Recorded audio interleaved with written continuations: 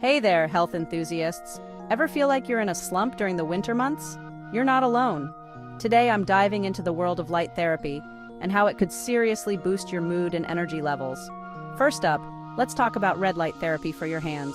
Yeah, you heard me right, your hands. Red light therapy devices are now tailored specifically for hand care, helping reduce those pesky sunspots, wrinkles, and dryness. Dermatologists are all for it because it stimulates collagen production and improves skin elasticity. Imagine having youthful-looking hands just by adding this to your skincare routine. But remember, consistency is key. Pair your red light therapy with a good moisturizer and sun protection for the best results. Your hands will thank you. Now let's switch gears and talk about light therapy for your mood. Ever heard of seasonal affective disorder, or SAD? It's that feeling of low energy and sadness during the shorter, darker days of the year.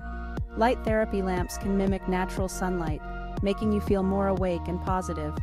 When picking a lamp, consider things like price, size, and light intensity. Popular options include the Verilux Happy Light Lux and the budget-friendly Verilux Happy Light Lumi VT31. These lamps can fit into any lifestyle. Just remember to use them consistently and follow the directions for the best results.